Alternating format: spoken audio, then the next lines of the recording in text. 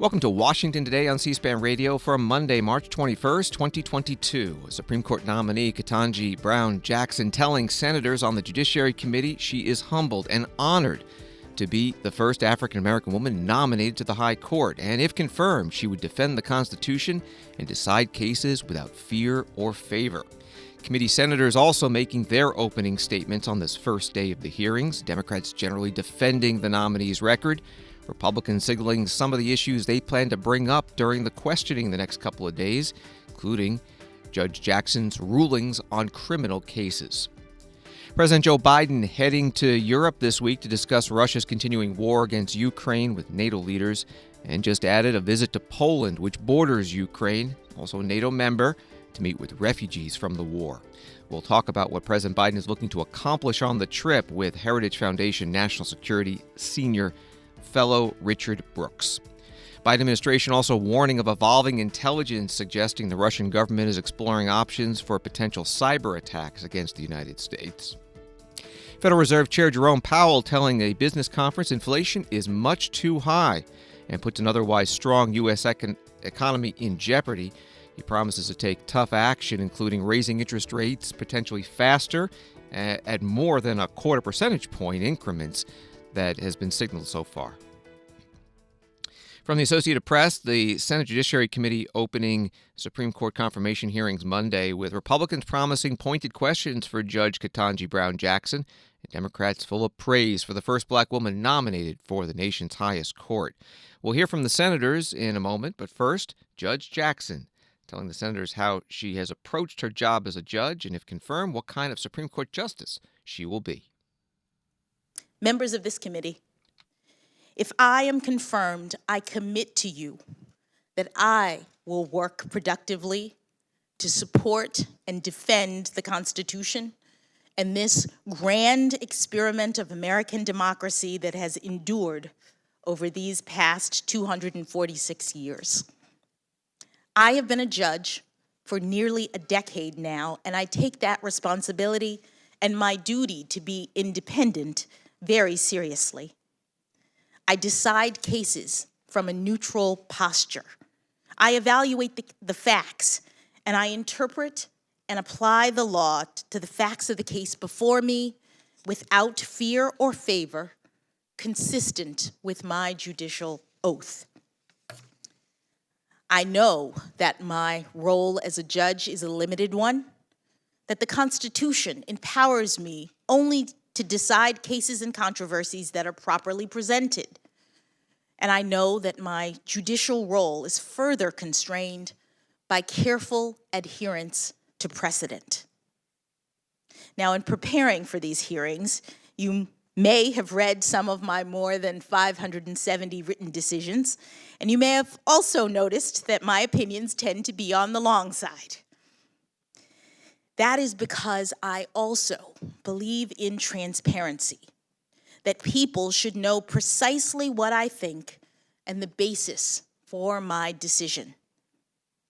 And all of my professional experiences, including my work as a public defender and as a trial judge, have instilled in me the importance of having each litigant know that the judge in their case has heard them, whether or not their arguments prevail in court.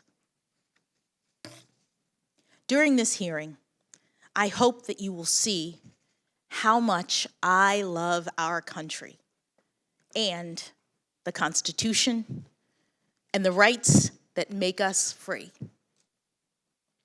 I stand on the shoulders of so many who have come before me, including Judge Constance Baker Motley, who was the first African-American woman to be appointed to the federal bench and with whom I share a birthday.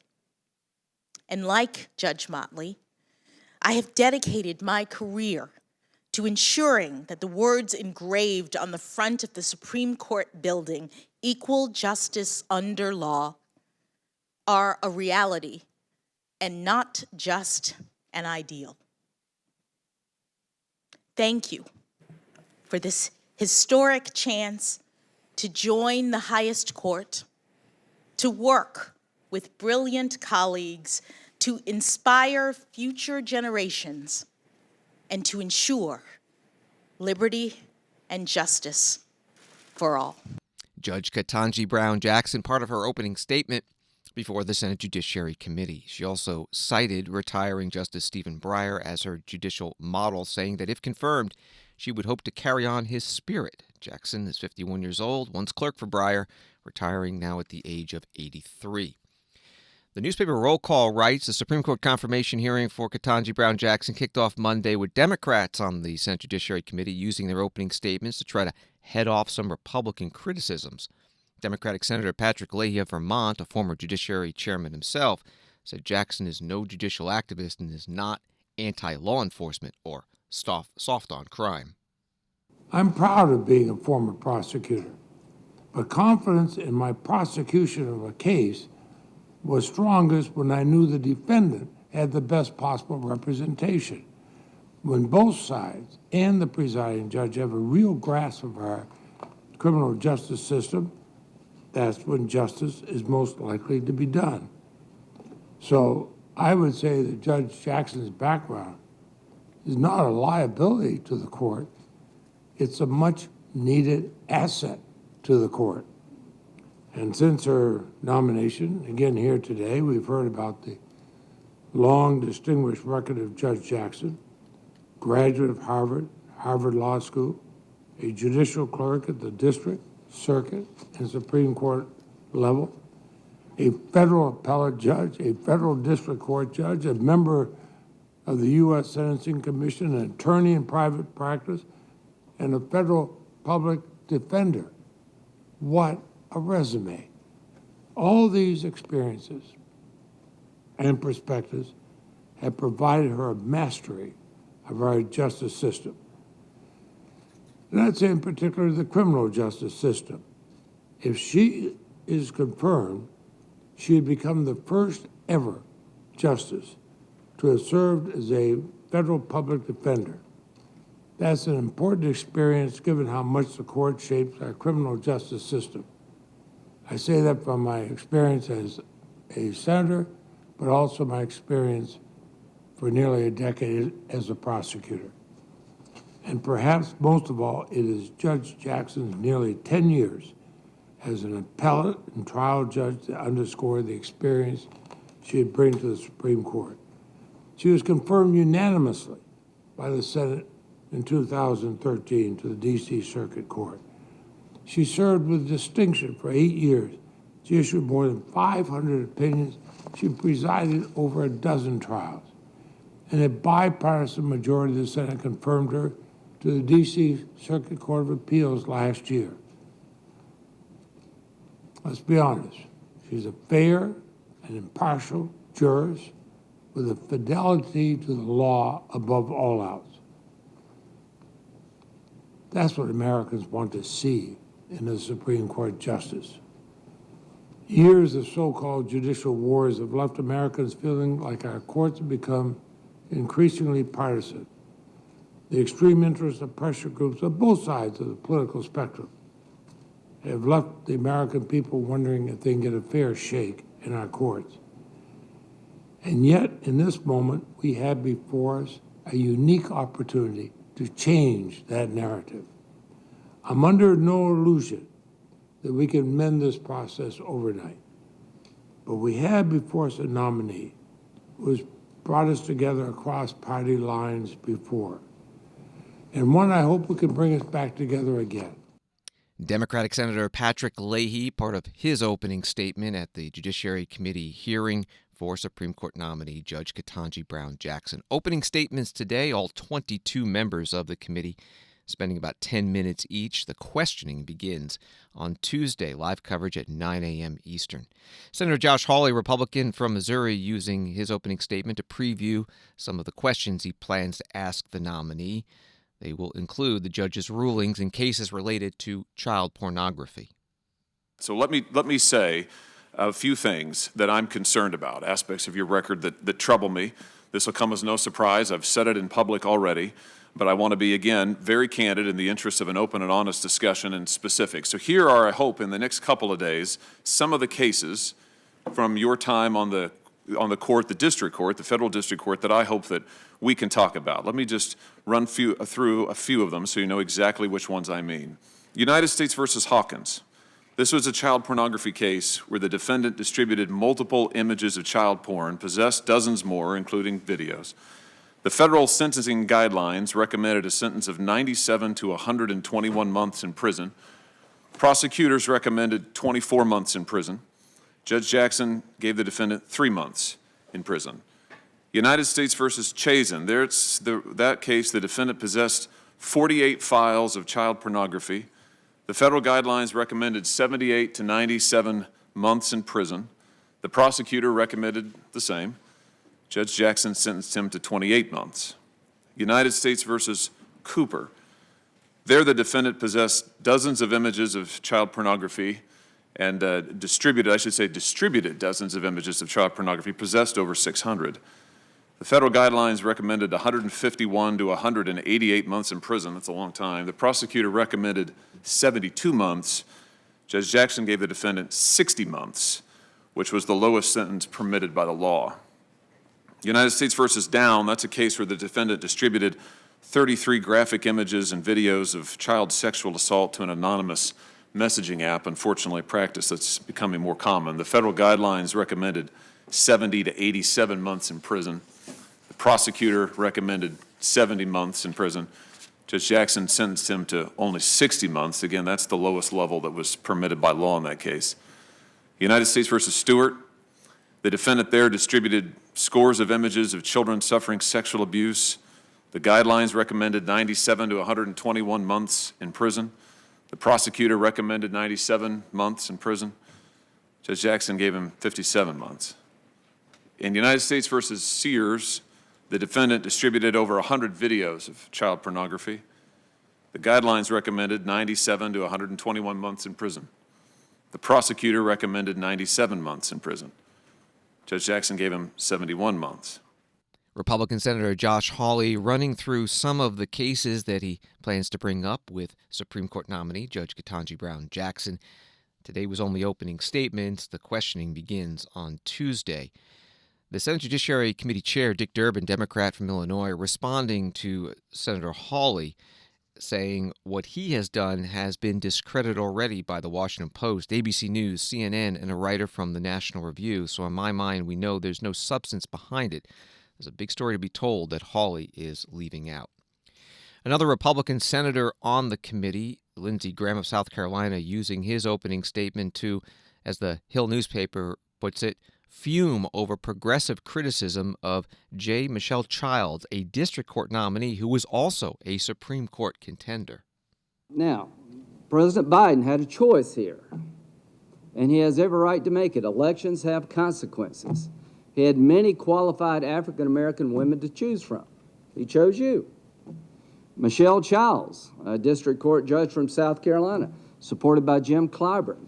That was in the mix. I think it came down to about 2, 3, 4 people. Don't know for sure, but that's what the press was reporting. And when it came to Judge Childs, this Arabella group, Senator Whitehouse, you talk about dark money, you may be onto something. This Arabella group is funded by Soros and some other liberal billionaire. They got so many groups within their group, I can't name them all now, but they basically said if you pick Childs, you may have a primary opponent. The AFL-CIO said Judge Childs was a union buster. The attacks from the left against Judge Childs was really pretty vicious, to be honest with you.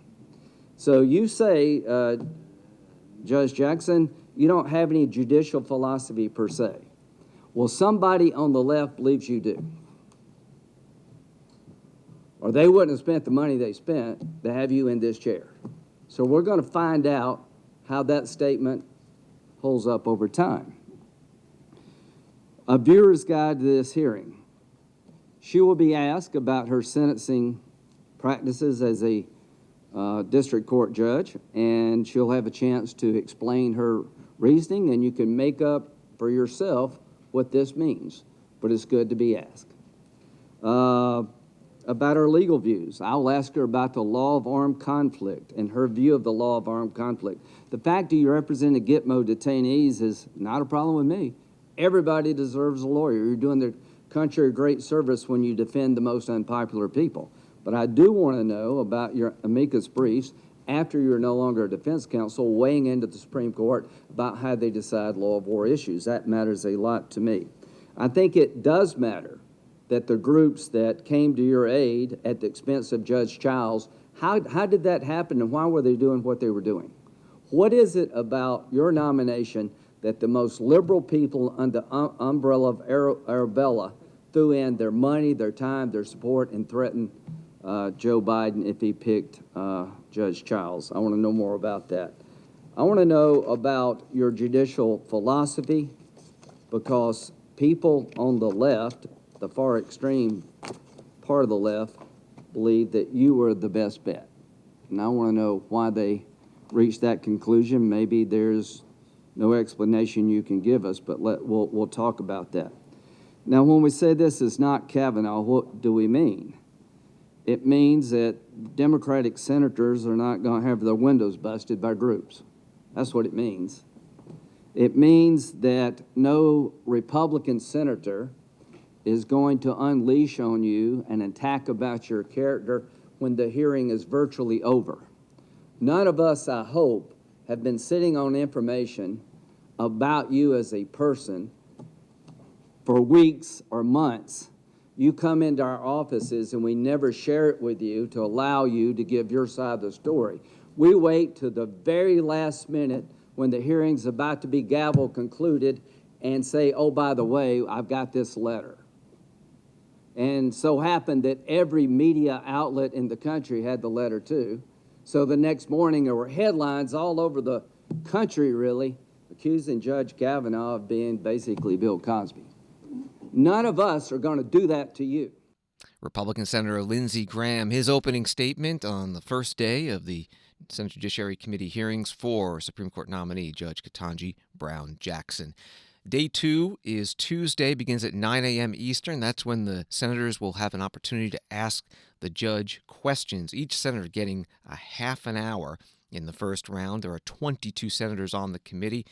The questioning could easily spill into Wednesday. We'll have live coverage Tuesday, 9 a.m. Eastern on C-SPAN Radio, C-SPAN Television, and on the free C-SPAN Now mobile video app. A Monmouth University poll published today finding that 55% of the respondents saying that they believe the judge should be confirmed to the Supreme Court. 21% say she should not, 24% offering no opinion. And President Biden tweeting today, Judge Ketanji Brown Jackson is a brilliant legal mind with the utmost character and integrity. She deserves to be confirmed as the next justice of the Supreme Court. This is Washington Today. Current Supreme Court Justice Clarence Thomas missing today's oral argument in a case heard as he recovers in the hospital from an infection. Chief Justice John Roberts opening up the oral argument, mentioning that. Today's orders of the court have been duly entered and certified and filed with the clerk. Justice Thomas is unable to be present today, but will participate in consideration and decision of the cases on the basis of the briefs and the transcripts of oral argument. That's Chief Justice John Roberts opening up today's oral argument. A Supreme Court statement Sunday night saying Justice Clarence Thomas's illness is not related to COVID-19, that he is fully vaccinated and boosted, that he has flu-like symptoms and is being treated with intravenous antibiotics, that his symptoms are abating, he's resting comfortably, expected to be released from the hospital in the next day or two. Justice Thomas is 73 years old, currently the longest-serving justice on the Supreme Court. Washington Today continues in a minute. Every current justice has been asked a version of this question in his or her nomination hearing. Do you support putting TV cameras in the Supreme Court to televise oral arguments? Chief Justice John Roberts got the question from Senator Charles Grassley on September 14, 2005. Are you against cameras in the courtroom like Justice Rehnquist was? Well, you know, my new best friend, Senator Thompson, assures me that television cameras are nothing to be afraid of. But I don't have a set view on that. I do think it's something that I would want to listen to the views of, if I were confirmed, to my colleagues. I would suggest then to the chairman that we move quickly on that bill before he's got an opinion on it.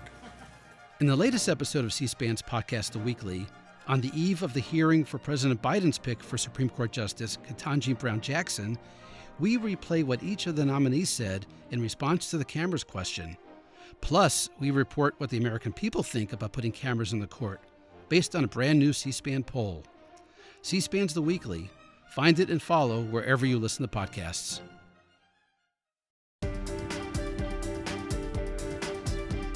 Welcome back to Washington Today, available as a podcast on the free C-SPAN Now mobile video app and wherever you get your podcasts. A few more headlines. A Food and Drug Administration advisory panel will be meeting April 6th to discuss COVID-19 vaccine booster doses. Both Pfizer and Moderna have filed applications for emergency use authorization for a second booster dose of their vaccines. Moderna for all U.S. adults and Pfizer for those 65 and older. Securities and Exchange Commission proposing to require all publicly traded companies to disclose their greenhouse gas emissions and the risks they face from climate change. It could apply to hundreds of companies. And House Speaker Nancy Pelosi announcing late Congressman Dodd Young, Republican from Alaska, the longest-serving Republican representative in the history of Congress, will be lying in state in National Statuary Hall in the U.S. Capitol next week. Young died on Friday at the age of 88. He had served in the U.S. House since 1973, just over 49 years. From NBC News, the nearly month-long Russian invasion in Ukraine is on the verge of entering a stalemate, a senior NATO intelligence official said Monday, with Ukrainian forces preventing Russia from making progress, but Russian President Vladimir Putin showing no willingness to back down. The NATO official, speaking on condition of anonymity, to discuss sensitive military assessments, telling NBC, if we're not in a stalemate, we are rapidly approaching one. The reality is neither side has a superiority over the other. Meanwhile, the White House urging private companies in the U.S. to increase their cyber defenses, saying intelligence suggests the Russian government is exploring options for potential cyber attacks targeting U.S. critical infrastructure. Briefing with reporters, the White House Deputy National Security Advisor for Cyber and Emerging Technology, Ann Neuberger. The evolving intelligence, that doesn't mean that it's a certainty there's going to be an attack. Can you explain for the layman what you're seeing right now that precipitated this statement today and what the evolving intelligence may be now compared to on the 24th or prior to the invasion? Absolutely. So the first part of that is you've seen the administration continuously lean forward and share even fragmentary pieces of information we have to drive and ensure maximum preparedness by the private sector. So as soon as we learned about that, last week we hosted classified briefings with companies and sectors we felt would be most affected and provided very practical, focused advice. Today's broader unclassified briefing is to raise that broader awareness and to raise that call to action. So there was something specific you saw last week that was raised to the industries that it would have affected, is what you're saying? So I want to reiterate, there is no evidence of any specific cyber attack that we're anticipating for. There is some preparatory activity that we're seeing, and that is what we shared in a classified context with companies who we thought might be affected. And then we're lifting up a broader awareness here in this warning. And when you say a call to action, many who hear you say that might believe that something is imminent. Is it? So first, a call to action is because there are cyber attacks that occur every day. Hundreds of millions of dollars were paid in ransoms by U.S. companies just last year against criminal activity happening in the U.S. today. Every single day, there should be a call to action. We're using the opportunity of this evolving threat intelligence regarding potential cyber attacks against critical infrastructure to reiterate those with additional focus, specifically to critical infrastructure owners and operators, to say you have the responsibility to take these steps to protect the critical services Americans rely on. As a follow-up, critical infrastructure is a broad term. Mm-hmm. Is it as broad as you typically mean it when the government speaks about critical infrastructure, or is there something you've seen that you can be a little bit more specific within that large frame of critical infrastructure? I won't get into specific sectors at this time because the steps that are needed to lock our digital doors need to be done across every sector of critical infrastructure. And even those sectors that we do not see any specific threat intelligence for, we truly want those sectors to double down and do the work that's needed. Ann Neuberger is Deputy National Security Advisor for Cyber and Emerging Technology, leading off today's White House briefing with reporters. Following her, the White House Press Secretary Jen Psaki, who was asked about President Biden's trip this week to Europe, a meeting with the leaders of NATO in Brussels, and then off to Poland. Go ahead. Can you walk us through the president's trip a little bit later this week? We know he's going to stop in Brussels first, obviously. Then he goes to Poland, as you announced this weekend. Will he see refugees? Will he deliver a speech? Are there deliverables? Can you walk us through what you can tell us? There will certainly be deliverables, as there always are on these trips. And there always are. We're still finalizing, believe it or not, the details of the trip and the specifics of what he'll be doing while he's in Poland. He, of course, will be seeing his counterpart there, and he will certainly thank him for the efforts and the work that Poland has done and the leaders have done there to welcome refugees, to get them settled in Poland for this time being, as devastating as the circumstances are. Jake Sullivan is going to be joining us here tomorrow, and hopefully by then we will have more specifics to lay out for all of you, but we're finalizing the details as we speak. More on President Biden's trip to Europe this week to meet with the leaders of NATO countries to discuss the response to Russia's invasion of Ukraine. We're joined on the phone by Peter Brookes, Senior Research Fellow with the Heritage Foundation. Thanks for being here. What does President Biden want to accomplish on this trip, and what do the European leaders want to accomplish, and are they the same thing? Yeah, I'm glad the president's going, but I wish he'd gone earlier. I mean, we're in the fourth week of this terrible war in Ukraine. I think there's going to be an effort to, show solidarity, transatlantic solidarity. He's going to supposedly meet with NATO, European Council, G7, and may actually travel to Poland. So I think it's going to be highly symbolic, an effort on their part to show transatlantic solidarity. I think there's probably likely that there will be some major announcements in terms of what the transatlantic community is willing to do in terms of support for Ukraine, whether that's more weapons such as air defense systems, air assets. I mean, I would like to see these MiG-29s transferred to Ukraine. I'd like to see there's ways we can do this. I think still. There could be more financial support, more sanctions. I mean, there's a possibility that the Europeans will say that they will put a ban on Russian oil. What I'd like to see out of this, and I hope we see, is that we're doing more faster. And, of course, the moral support element is critically important to show unity with what the Ukrainians are going through. Republicans in the House and Senate over the past 2 weeks or so have been pushing President Biden to do more. President Biden's been saying he's not going to risk World War III. What do you make of that debate? It's an important debate, right? From my perspective, I'd like to see us saying more of what we'll do rather than what we won't do. I think we need to keep everything on the table for the purposes of keeping Putin off balance. We may decide that a no-fly zone is not a good idea. We may decide other options are not a good idea. But we can discuss that within the U.S. policy community, within the U.S. executive branch, with our friends and allies in Europe. So I think that's critically important here. I think U.S. leadership is not only needed but wanted on this issue in Europe and elsewhere. And I think we're dealing with a situation where we're really in a war between authoritarianism and democracy and democratic-leaning states. Some Republicans in Congress also been saying that we need to stop acting like Ukraine will lose eventually.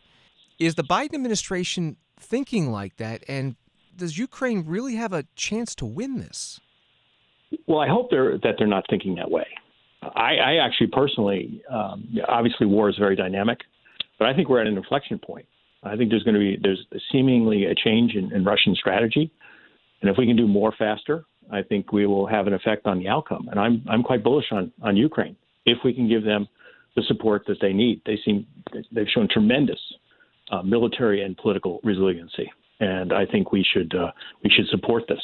I mean, we're talking about an unjust, unprovoked war initiated by Putin, and I think it needs to be pushed. That he and Russia needs to be pushed back. Otherwise, we could, if he's emboldened or successful, we could see this terrible situation spread beyond Ukraine. We're talking with Peter Brookes from the Heritage Foundation. Also, a lot of talk lately about biological and chemical weapons. If Russia were to go down that path, what should be the U.S. and NATO response? Well, there should be a strong response. I don't want to get into hypotheticals here. And it is possible that Putin could even use nuclear weapons, right? besides chemical and biological weapons. There's been talk about the Russian strategy of escalate to de-escalate. You've probably heard about that, using tactical nuclear weapons, especially if Russia feels that things are not going its way at a conventional level.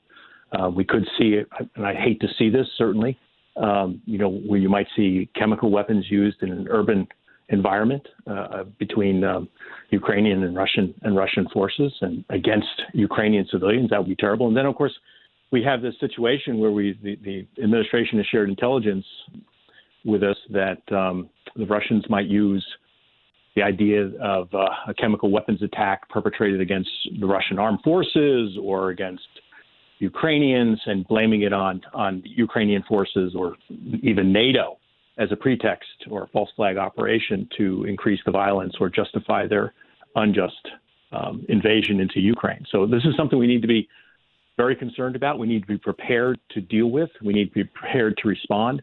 But it's very difficult to speak about hypothetical situations when you're talking about chemical, nuclear, or biological weapons, considering how many different ways they can be used. In February, I saw that you wrote before the invasion about Russia's advantage over the U.S. in low-yield nuclear weapons. What point were you making in that article? Well, a lot of points. Obviously, I think I titled it Russia's small nukes are a big problem. It turns out that Russia has about 2,000 low-yield tactical or battlefield nuclear weapons. The United States has about 200, 100 of them in Europe and 100 of them back here in the United States. And what I was talking about, as I referred to earlier, Michael, was this escalate to de-escalate strategy where the Russians could pop off a low-yield nuclear weapon. I mean, a lot of people look at me strange when I talk about low-yield nuclear weapons, right? But these are smaller weapons than we might see used in a situation where the Russians send an intercontinental ballistic missile our way. These aren't city busters necessarily, but they can do a tremendous amount of damage, obviously, right? Very serious stuff. So what the Russians might do is that they might use these, or even one, say if they even fired it off and over the ocean, and it exploded.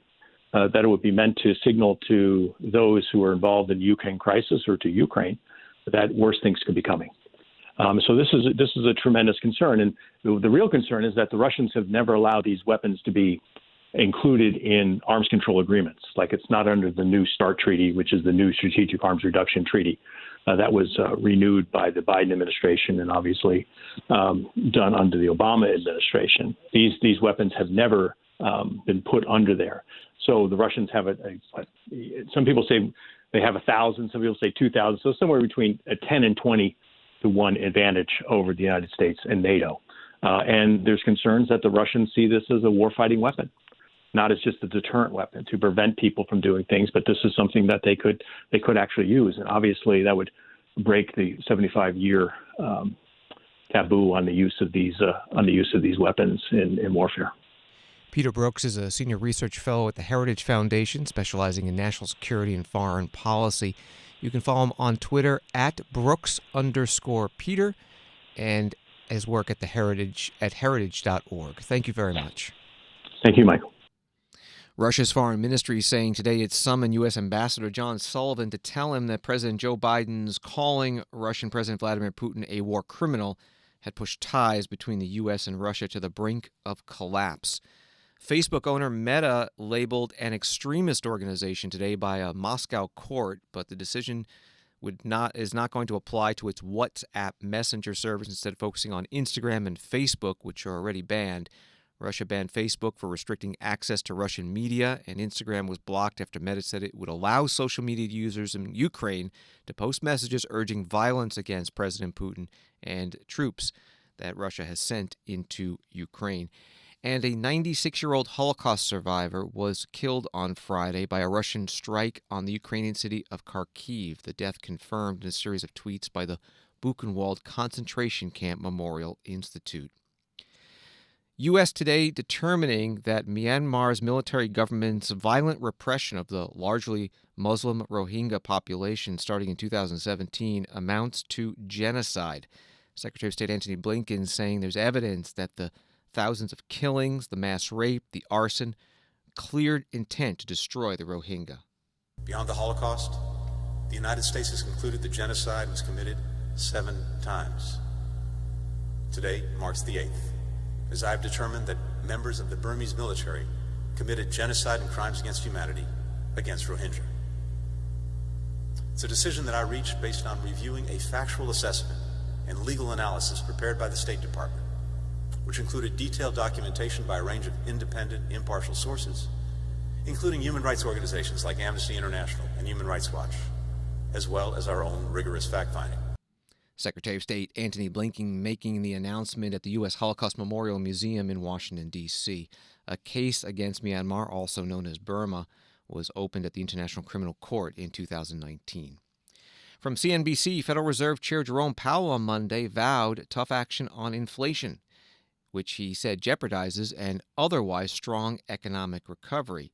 He spoke to the National Association for Business Economics. The speech comes less than a week after the Fed raised interest rates for the first time in more than 3 years in an attempt to battle inflation that is running at its highest level in 40 years. Reiterating a position the Federal Open Market Committee made Wednesday in its post-meeting statement, Powell said interest rate hikes would continue until inflation is under control. He said the increases could even be higher if necessary than the 0.25 percentage point move approved at the meeting. That from CNBC. Here's part of today's event with Chair Powell interviewed by Constant Hunter from AIG. So there are a number of questions about stagflation, which we all know is high unemployment and high inflation. That is, I think, not the situation we have now, even though people have bandied that word about. And I guess my question centers more around, we had come to believe that the bigger boogeyman was deflation or disinflation. And that, of course, was informed by nearly 40 years of inflation falling and interest rates, nominal rates falling. And were we maybe a little bit too quick to declare victory over inflation? And do you still think the prevailing wisdom, certainly in the halls of the Fed, is that disinflation, deflation is the bigger boogeyman? Or is inflation the boogeyman that has come back and is the bigger boogeyman? So,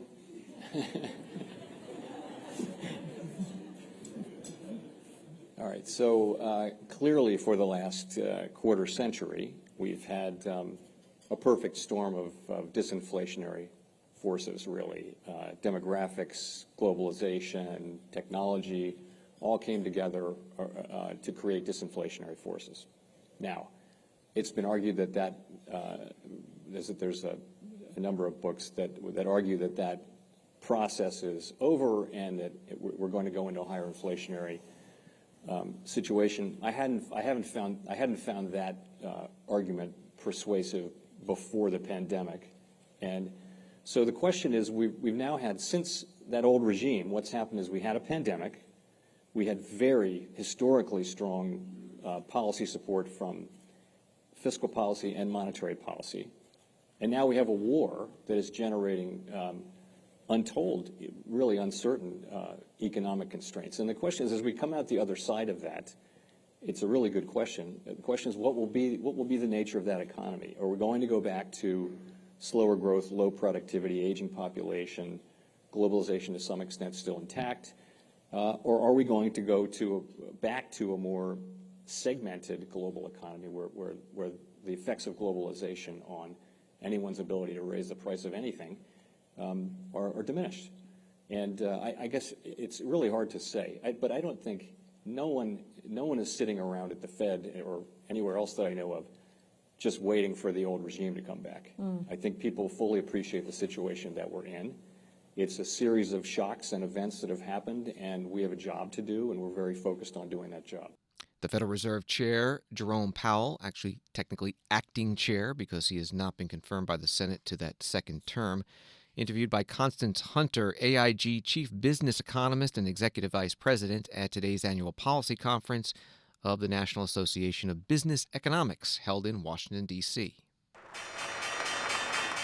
Wall Street, the Dow Jones Industrial Average falling 201, NASDAQ down 55, S&P down 1. Thanks for listening to Washington Today. You can get more top Washington stories sent right to you each day by subscribing to C-SPAN's evening newsletter, Word for Word. Just go to c-span.org/connect to subscribe. Hope you have a good night.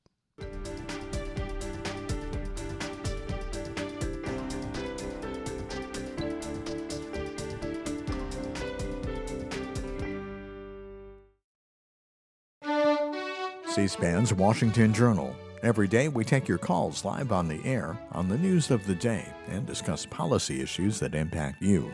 Coming up Tuesday morning, we discuss the latest on the Russian invasion of Ukraine, the U.S. economy, and congressional news of the day with Pennsylvania Republican Congressman Dan Muser and Michigan Democratic Congressman Andy Levin. Then the Atlantic Council's Brian O'Toole on the various sanctions against Russia for invading Ukraine. Watch Washington Journal live at 7 Eastern, Tuesday morning, on C-SPAN or on C-SPAN Now, our free mobile app. Join the discussion with your phone calls, Facebook comments, text messages, and tweets.